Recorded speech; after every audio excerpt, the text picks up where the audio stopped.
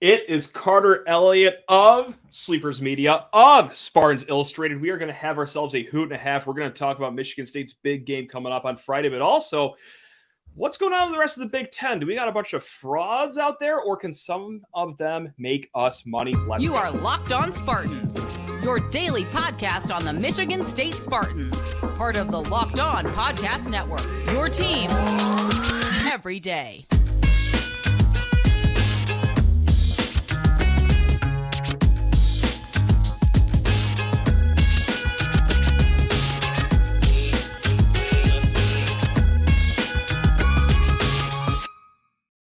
Spartan friends, Spartan family, Locked On Spartans listeners, thank you so much for joining us here today on Locked On Spartans. Before I let this gentleman next to me talk, hey, this episode is brought to you by FanDuel Sportsbook, official sportsbook of Locked On. Make every moment more. Visit FanDuel.com/LockedOn today to get started. It's great friend of the program, Carter Elliott. You know him, Spartans Illustrated, Sleepers Media. He does it all. Carter, how on earth are you doing, man? Is the heart starting to beat a little faster? Is the chest starting to tighten a little bit? Yeah, I mean, every time during this time of year, but it's absolutely the most exciting time of year. And, I don't want to take it for advantage because, not every program gets to play in this tournament. It's not a given. So I just want to appreciate it, honestly. Is that right? Not every team in the Big Ten or necessarily the state gets to do this? Some teams have home games tomorrow, which is oh heavens, that's bizarre, huh? Wow, well, good for Central for turning the ship around and getting a home NIT game. That's only what I can assume you're talking about. Surely another Power 5 program didn't have to settle for NIT, but I'm gonna make sure we milk this for all it's worth. You got to. You really got to. And they can't get mad about it because they would expect us to do the same. So you got it. No, of course. It's just what we saw in the football season, right? You didn't go to a bowl game. It's like, yeah, you're right. We didn't. I'm not thrilled about it either. It sucks. No, it was horrible. It was terrible. So yeah, we're going to bring it right back around. And you can say that we're obsessed all you want because it's accurate. We are obsessed with this. This is very funny. This is very funny to me. Very. I can't get enough of it. Carter, before we get into brass tacks here about Michigan State men's basketball here, let's just clear the air on something that everyone listening wants to know about. This is the hot button issue. On Monday, it is announced that Susie Merchant has stepped away from the program. The people want to know, Carter, are you throwing your name in the ring for women's head basketball coach at Michigan State University? Listen, I'd be down. I got two younger sisters. They both play basketball. Actually, my younger sister coaches basketball right now. Shout out to her. She finished her first year at Haverford College in Philly. They made the conference finals this year, and they never, ever have made it that far. So shout out to her. I love and appreciate women's basketball. So, hey, wow. I'll draw some plays, but I will let it be known I do have a hot head. So that's going to happen. Problem. Like Bobby Knight, chairs on the Breslin floor if I don't get calls, but we will get wins. I promise you that. That's fine. So not only will the wins put people in the seats at Breslin Center, but just your personality, anything can happen at any time during the game. Is he going to shoot a firework during this game? It's going to be fascinating. Yeah, I might throw a clipboard. I might hit a gritty. Right. You really don't know what's going to happen. And then when you get thrown out, A, for over celebrating, or B, for berating the ref too much, your sister just steps in and guides MSU to greatness. That sounds like a winning formula. Yeah, keep it in the family. It's perfect. How can we go wrong? Okay, so there you go, Alan Haller. I know he does not miss an episode ever. Alan Haller, I should say. I should pronounce his name correctly if he's listening. Alan Haller never misses an episode. There you go. Top of your list right there, the Elliott family. Carter, about this Friday's game, the big one. 12:15 Eastern time, 9:15 a.m. Pacific against USC. Do we have an early vibe check from you on this game coming up? Well, you know what? I'm not really too stressed about it. I'll be honest with you. Okay. Because when I'm really looking at this matchup, it's not one where just on paper, on the surface level, before you even dive into any kind of analytics, stats, anything of that nature, USC is not necessarily a team that I think is playing their best basketball right now or has necessarily impressed me throughout the year. Now, I will admit, I do watch a fair amount of USC basketball because I do dabble in the gambling. And when it's 10:30 Eastern time during a weekday and I need some action, I love I love me some Pac-12 hoops. So I do watch a fair amount of USC, and this team is very different than what they were at the start of the year. Now, they started off very slow. They had that loss to Florida Gulf Coast under their belt, which was sent a shockwave throughout kind of everything. It was a quad 4 loss, but they did start to get it going a little bit, kind of just leaning on Boogie Ellis and Drew Peterson. But unfortunately, Drew Peterson has a back injury, like a well-noted actual back injury that you can tell, credit to him for actually like toughing it out and playing through it, because like his team needs him, but he's not probably even half of the same player that he was towards the end of last year and earlier this year. And that's unfortunate for them, but that's not unfortunate for us. It's a plus for us. So they don't necessarily have that big man either that could, beat us up on the glass. They're an awful defensive rebounding team. They actually don't guard the 3 very well, and we're one of the best 3-point shooting teams in the country. So, all in all, on paper, we should win this basketball game, which will probably come back to bite me and maybe lead me to heartbreak around noon on Friday. But just looking at everything from the surface level and the matchup wise, I really do like the Spartans' odds to kind of get past this first game. I like that. And just to keep the vibes rolling high, and you can counter this take. You could say I'm dead wrong here, but like I feel like first game on Friday is the best possible time as a fan, because you get to enjoy Thursday.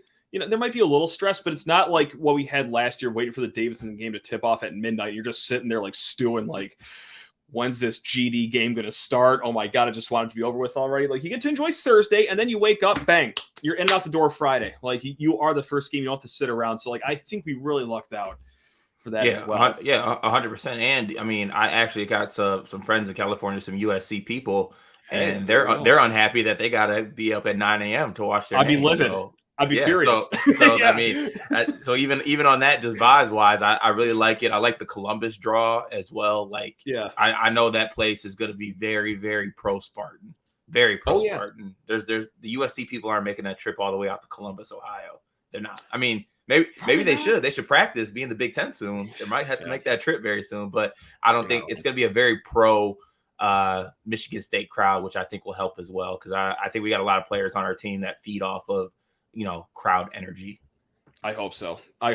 And John, I just can't imagine waking up at 9 for a game. Because like when that happened, MSU versus USC, when it got announced and there's that 2-hour gap between the game getting announced and then the game time getting announced, I'm like, okay, it'll be like that early evening game. They're going to give USC like something that's 2:00 their body clock or something like that. It's like, oh my heavens, 12:15 Eastern time. All right. Did Tom Izzo himself pick this game time? Because I mean, and even outside of that, like travel wise for the actual teams, like we're making a quick little trip to Columbus. They're flying across the country. We're on a bus. It's amazing. We're chilling. So that's definitely an advantage too. No, it's great. With that said, I'm going to do a complete heel turn on the vibes right now, just because I think it's just nice to get this out in the air. Like, what worries you the most? This is how I like to mentally guard myself from things, is I like to just think worst case scenario. I don't know if you're like this, but I'm just going to kind of force you to be like that. What is your worst case scenario for Friday, Carter? If you just speak it into existence. Boogie Ellis. He's good. Fair. He's tough. He's a tough player. He's extremely streaky, but as of late, he's been very consistent, like, knocking down shots. He's got deep range. He's got a pretty good bag as well, as far as getting his shot off, getting to the rim. And he just, when I think about March Madness basketball, and I think about guards that have like those nuclear games or nuclear runs. And unfortunately, I think there was a Sleepers episode probably 2 or 3 months ago, and I unfortunately said that I would be scared of USC because of Boogie Ellis going nuclear in March. And when the draw came, I was like, damn it, that's gonna come back to bite. But he's a player with that ability. He's that type of guard that if you don't get into him and you let him get going, like it'll be in bunches, which is gonna be key. That whoever we do put on him, they're going to need to get up in him, and you can't let him get going, because once he gets rolling, that basket's going to start looking huge, and then that's when it gets nasty. No, that's fair. My worst case scenario is, we know it's now the infamous clip of Tom Izzo talking with AJ Hoggard. I've referenced it many times in this show, where AJ looked like he'd rather be on Mars or God, he did look like he almost was on Mars. And then Tom Izzo's right in the face just yelling at him. My fear is that either A, it's that clip all over again, except Izzo actually strikes Hoggard this time, or it's just Izzo yelling, but to an empty chair because AJ Hoggard just left the court and he's back in the locker room. Like that's it. We are going to see if that was a come to Jesus moment that's actually going to work moving forward, or if that was like one of the penultimate straws that would break a camel's back. That clip is so bad. It was a bad look. It makes me so upset. I'm not happy, but hey, you know what? It really does. Maybe I'm just doing the thing where I'm just grasping at anything that I could possibly grasp at. I'm like, hey, maybe this is just their relationship behind closed doors and it's different. I don't mean to shut it down, but it's nothing like that because there's not the respect there. There's not the respect there. It's not the Izzo point guard going at it. It was just a complete utter lack of respect. It was such a bad look. Oh my God. It was so bad. FanDuel Sportsbook, America's #1 sports betting partner. I have no good transition to this ad read. Oh, man. Carter, I'm going to kick you off the screen here. I'm sorry. Hey, I did that correctly. Sorry, this is the first time I'm using the streaming platform. FanDuel Sportsbook, America's #1 sportsbook. If there was a prop bet on AJ Hoggard and Izzo coming to blows this weekend, I would bet on it. It would probably be about, minus 150 odds, but that's okay. They got a lot more to bet on over at FanDuel. We're going to get into a lot of this action actually in the next segment with the one, the only Carter Elliott. We're going to do a lot of Sweet 16 bets because you can bet on that this March Madness. And gang, if you are a new member of FanDuel, well, this only gets sweeter for you because you get a no sweat first bet up to $1,000. That's right. That is in bonus bets. If your first bet doesn't win, just download the FanDuel Sportsbook app. It's safe, secure, super easy to use, and you get paid quick by Mr. FanDuel himself. You're not waiting for days at a time for money to hit your account. FanDuel pays you quickly. That's right. So don't miss on the chance to get in on your no sweat first bet up to $1,000. That's right. In bonus bets when you go to FanDuel.com/lockedon. That's FanDuel.com/lockedon to learn more. Make every moment more with FanDuel, an official sports betting partner of the NBA. And as we welcome back the wonderful Carter Elliott of Spartans Illustrated and Sleepers Media back on. Hey, thanks a lot for giving us a listen every single day here on Locked on Spartans. What a roller coaster we took there. The first segment talked about how this team is great. We love the first round matchup, but then also talked about, well, hey, this could be over by the under 16 timeout in the first game. With that said, let's talk about Sweet 16. Carter, but not just with Michigan State. We're going to hit every Big Ten team here. We're going to do fraud or free money. We're going to ask Carter each team in the Big Ten if they're a fraud, if they're going to get axed immediately in the first weekend, or if they're free money to make the Sweet 16. And we got to start with our Michigan State Spartans here. FanDuel has them at plus 265 to make the Sweet 16. If you're not a betting person, that means bet 10, win $26.50. And it means that the odds are not with our Spartans here. But is that maybe a good bet, Carter? Spend my money for me. No, I do think that's a good bet, and okay. You could call that being a Michigan State homer, but when you really look at it, I'm going down all the 2 seeds that we could have faced off against. If we face Texas, I would say it's not free money. If we face Arizona, I would say it's not free money. Like those other 2 seeds that we could have faced would have just been absolutely not who I wanted to see. Even UCLA, I wouldn't want to see. This Marquette team, they're impressive. Tyler Kolek was the Big East Player of the Year for a reason. That dude can go for real. He's great. He does everything. He's great. But when you're looking at matchup wise, they're a team that we can match up with. Their center is a 6'8" center. He's very athletic, very switchable, really good player in his own right. But he's not a guy that's going to necessarily eat us up down low, which we have seen throughout this year with big men giving us a lot of issues. It's a team that plays extremely hard for Shaka, and they're a really, really good team. They won the Big East tournament for a reason. But I like the matchup. I like the way our team is playing. We shoot the 3 ball really well, one of the best in the country. So I'm really confident going into that game. I'm not saying it's an easy win for us, but I like the matchup. There's one stat too that, I read on yesterday's show that still has stuck with me ever since. And it's, hey, Tom Izzo, he's Mr. March, but I know people get down at the last few years. Oh, they've gone out of the first weekend. Okay, well, how about Andy Enfield, the coach of USC, and then Shaka Smart, the coach of Marquette? They've had great March moments. Okay, 2011 VCU, coached by Shaka Smart, went to the Final Four. Florida Gulf Coast, Andy Enfield, they went to the Sweet 16 as a 15 seed. Okay, Florida Gulf Coast 2013, VCU 2011. Ever since 2013, they've combined for one trip outside of the first weekend, and that's Andy Enfield going to the Elite Eight in 2021. Shaka Smart has not made it past the first weekend since that run with VCU. Andy Enfield has only done it once ever since Florida Gulf Coast, and that's all been with USC teams. So, like, if you want the March magic on top of it too, look no further than, well, Tom Izzo. And I get it. The last 2 years, not very quick tournaments, but it has been for these guys as well. So I hang on to that. I'm hanging on to anything I can here, Carter. I'm doing what I can mentally.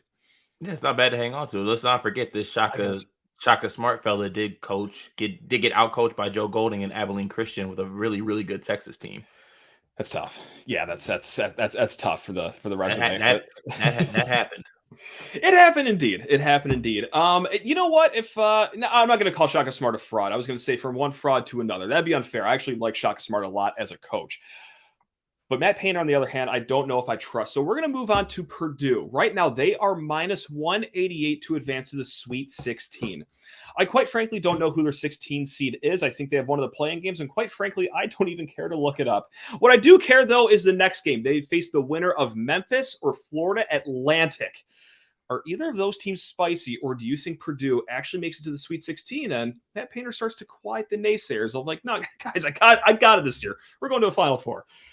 Yeah, I don't know if I go as far as Final Four. I'm not willing to get there yet, but I think I am kind of in the minority with this pick. I do think that the Purdue's actually going to make it to the Sweet 16 this year. Okay. I think they win that first game pretty easily. The Memphis matchup will be most tough for them, I think. Yes. That team is probably one of the top 5 oldest teams in the country. I mean, they got guys on their team that can rent cars. They're all like 26 years old. But I truly think that people are just a little bit too down on Purdue for my liking. Like get it. I get it. I guess they struggled maybe they did struggle in the Big Ten tournament, but at the end of the day, they were on the podium. They won with the Big Ten trophy, and they won. Like you can't, get too mad at them for that. So I do think that they do get to the Sweet 16. The Memphis matchup will be pretty hard. I think they would dispatch a Florida Atlantic pretty easily. Okay. I do like the Florida Atlantic team. Really good team. Dusty May's a great coach. He's in the running for Coach of the Year in a lot of ballots. But I think that'd be free money. I got Purdue going to the Sweet 16. Okay, fair enough. And yeah, I am one of those people that are a naysayer of Purdue, and maybe I'm just falling victim to Matt Painter chokes all the time. But look, he does. He does. God, whenever I just watch Memphis this year, it's like dogs. I like how they look, which is like, the most like idiot analysis possible of just saying dogs over and over again. Real quick. When I think like Memphis versus Purdue, it's like the suburban white kid AAU team that goes up against like the inner city dudes, and they get pressed the whole game and they shit their. They kind of, panic. It looks like that sometimes when they're getting pressed. Yeah. It's not like us making it up. When they got pressed in the Big Ten tournament, they literally looked like they couldn't break it. It was 10-second counts and turnovers left and right. So maybe they figure it out. But, I mean, the proof's in the pudding. When they get pressed, they panic. Yeah. Yeah, and I'll match that analogy with just a real life story. Yeah, that was my team, 6th grade, CYO team. We went to this Christmas tournament, I think maybe it was the Thanksgiving tournament. We played against Juwan Howard Jr. and his team, and the score was like 84. Wait, hold on a second. Was it St. Bede? It was St. Bede. Yeah, it was St. Bede. I was on that team. That's unbelievable. Are you? I swear to God, I played with Juwan Howard Jr. Yes, dude. It felt like you guys were playing with 9 people on defense. It was that team was ridiculous. It had a bunch of D1 guys on it. Oh yeah, I think it was literally like 10-0 after 1 minute, and like we were lucky to even score like 10 and a half. So like, that's hilarious. That's how I envision Memphis versus Purdue. We'll see if it's the similar outcome where Memphis wins by 100 points. But yeah, God, we're going to talk about that after we record here. The next highest seeded team is Indiana. 4 seed. They are at plus 142 to advance to the Sweet 16. They have Kent State in the first round, and then they face the winner of Miami and Drake. You talk about like a pot of 4 teams that's dangerous. I could see any 4 of these teams going through, but how much do you love Indiana this year? I actually like Indiana more than others. Okay. I don't know what it is. I came away from the Big Ten tournament. I don't know if I'm being positive on the Big Ten because everyone else is down on them, but when you have a player All-American level like TJD, and you have a first round draft pick in Jalen Hood-Schifino, I think that's enough to get to a Sweet 16. All they need is for Miller Kopp to realize he's not J.R. Smith and just shoot threes instead of shooting tough twos all the time. That'd be nice. Who knows what this team might be? And if Trey Galloway can just score a bucket or 2, we're not asking for much, just a bucket. Yeah, he went to the Big Ten tournament scoreless, I'm pretty sure. This team could actually do something because TJD's special. Like he's one of those players. So I actually like them to get out of that matchup with Kent State, even though they're tough. I know a lot of people are itching to pick Penn State, but that Drake team, DeVries is tough. The big man from Miami, Ormad Nochier, I think he had an ankle injury, so I don't know if he's going to be back. So I like this Indiana team. I like the matchup for them. I think they could make it to the Sweet 16. I like that too. And like a week ago, I was saying like I'm going to find room in my Final Four for Indiana and Miami. And then sure enough, Miami has the injury issue, and then Indiana just looks in Big Ten play, and then or Big Ten tournament play, and then they're matched up against each other. It's like, oh great, now I got to pick between favorites here. So I think Indiana, just because TJD, like Trace Jackson Davis, the guy's the truth. So I don't hate that at all. We got a smattering of 8 seeds here, but really quick, there is a 7 seed in the mix. It's Northwestern. It's the Fighting Boo Buoys as the 7 seed. They face Boise State first game, and then after we'll face UCLA. They are plus 440 to make it to the Sweet 16. So that would be a really good value play. If you are a believer in the church of Chris Collins, are you one of those people? As much as I want to be, because I'm a big Northwestern truther this year, I think it's not free money because they're going to go up against that UCLA team. And even though they got injuries, that UCLA team, there's something about teams that are just competitive and play extremely hard that'll get you to a certain point. That team plays so hard, so together. So for Mick Cronin, that it'll get them to a Sweet 16, whether they're hitting shots or not. Now, if they are hitting shots, it's going to be even worse. But I just don't see a world where this UCLA team doesn't get there. And Boise State's a tough team in their own right. They are. It's just the idea of Tiger Campbell and Jaime Jaquez playing together for this is their 7th March Madness together. That's chemistry you just can't break right there. And just the Boo Boo and Tiger Campbell matchup, that's a bummer. Because I was really hoping that Boo Boo could get like a break in the first, or I guess what would be the second round, but it'll be tough. And Tiger's not like a defensive like clamp, but it's far from reliability in my opinion. So it's I want to do it, but I think I'm too much of a coward. I'm going to go UCLA. Unfortunately, I'm just going to play it boring here. Even though that plus 400 is enticing, but it is nice, and I can recoup some winnings or recoup some losses from the Big Ten tournament. That'd be great. That's how I do it. I put so many eggs in my Indiana Big Ten tournament champs basket. It wasn't even funny. Whatever. Should have got it on. Moving on. Whatever. Maryland, 8 seed. That's right. They're going against West Virginia in round 1, and then they face Alabama in round 2. So they are at plus 540. I'm just going to keep it simple from my end. No. Okay. No. Okay. All right. Absolutely no. Absolutely. I like that. Iowa, also an 8 seed. They are facing Auburn as the 9 seed, and then they face Houston. And of course, Houston, big injury over there. Who knows if he's going to come back or not? Iowa is plus 540 right now, just like Maryland is. Is that easy? Is that no? Is that no? No. Or okay. No. Okay. No. They might not make it past Auburn. I was afraid about that too. Yeah. Hey, after our game, I was like, hey, Iowa, maybe you're a little spicy this year. And then Lane and Egg as 11.5-point favorites at home on senior day against the Fighting Cornhuskers. Get the hell out of here. No. Absolutely gross. We are back to the way we always thought you were, Iowa, just in March. So thank you. Number 9, seeded Illinois. That's right, Brad Underwood, very happy to make it for the third straight year in the field of 64. So he remarked they go up against Arkansas. That's right, the Fighting Musclemen's, and then they would face number 1 seed Kansas should they win that first game, plus 390. So actually a little better odds than the other 8 seeds we just named. Any shot for Illinois, or do you not have any faith in these guys either? I'm going. I would sprinkle on that. I think it's okay. Worth it. I think it's good value. I think it's good value. If they can get past Arkansas, they match up, I think, very well with that Kansas team. Just, on paper, and this Kansas team, when they don't get anything from DeJuan Harris, they seem to not be as good of a team. Who knows what the situation with Bill Self's health is? Right. That's definitely a factor. Him being one of the best coaches in college basketball, even if he is a cheater. But he's one of the best basketball coaches in college basketball. Yep. So that's definitely something that might be hanging over the team's head. So I do think it's worth it. And it would be so Illinois of them to flame out to the finish line, but somehow get their way to a Sweet 16 in this year. Yep. Hey, when we had Iowa on our team, we're not going to do the Sweet 16. When Kofi Coburn, we're not going to do it here. But Matthew Mayer and Terrence Shannon, who wants to have a great game once every 4 games. Sure. Yeah, that'll do Why it. Why not? Let's get it popping against number 1 seeded Kansas. Let's go. Okay, sure.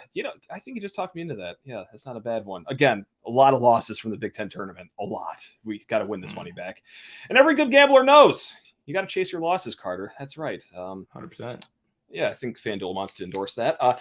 Penn State, last but not least, Penn State, they are a 10 seed. They go up against the Fighting Julius Marbles of Texas A&M in the first round. And then seeing them on the other side, if they do win that game, would be Texas or maybe Colgate. But yeah, we'll just call it Texas for now. Penn State plus 420.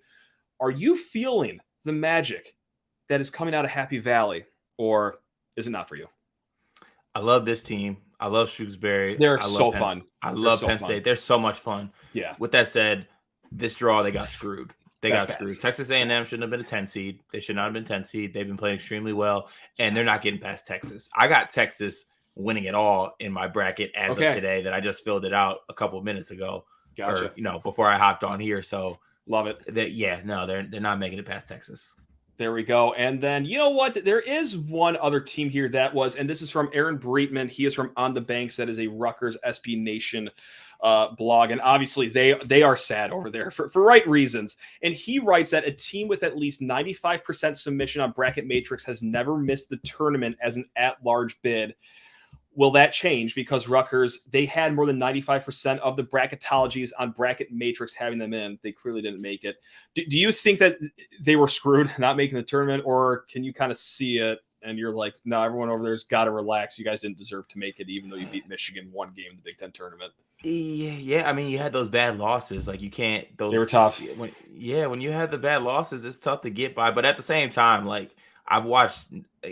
That's the one thing I think about. That's why I couldn't be in bracketology, because I'd be I don't want to watch Nevada. I'd rather watch. Yeah, leave Nevada at home. Nevada's not that good. Just I don't care about their quad. Whatever, you can go quad 1 through 4. I don't want to watch those guys in my tournament. Leave them at home.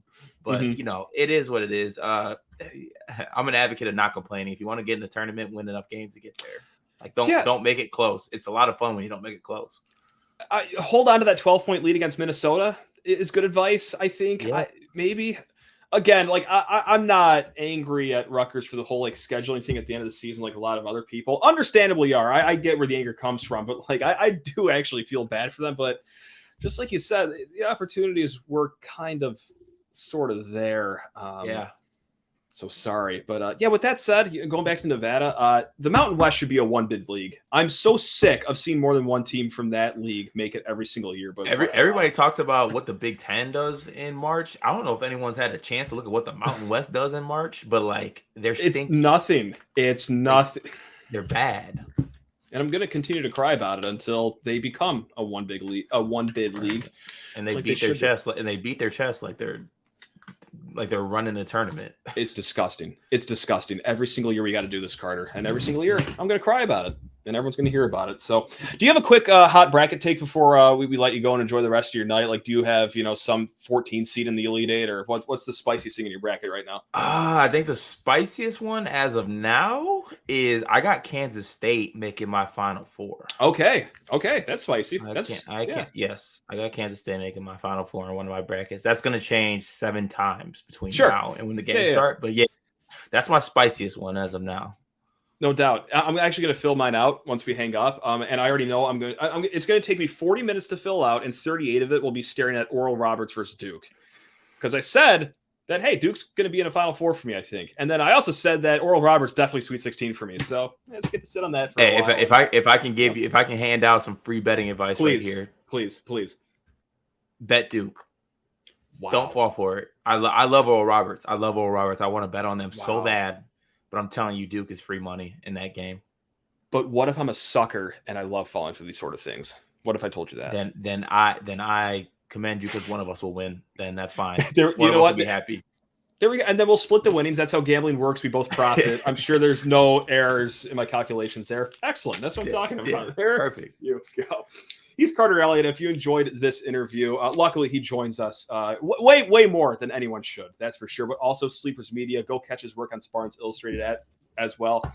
Carter, any final words before we let you go here? I need a Sweet 16 like I need air to breathe. I need it so let's get into it. I need it. I need it. And if we get there, I'm heading to the bookmarks. I'm heading to the Twitter bookmarks, and I have words. Just know. I want those go Toledo Rockets, by the way. Yeah, fire up Rockets. That's right. Let's blast off together. I'm sure that's what they say. I need these green beers on Friday to be happy beers. I just need to be happy beers. Please. I don't want tears in my green beer. I don't want to cry while I'm doing an Irish car bomb. I don't want to do it. Facts. All right, we're going to get through this together, everyone. All right. See you tomorrow. Love you all. Go green.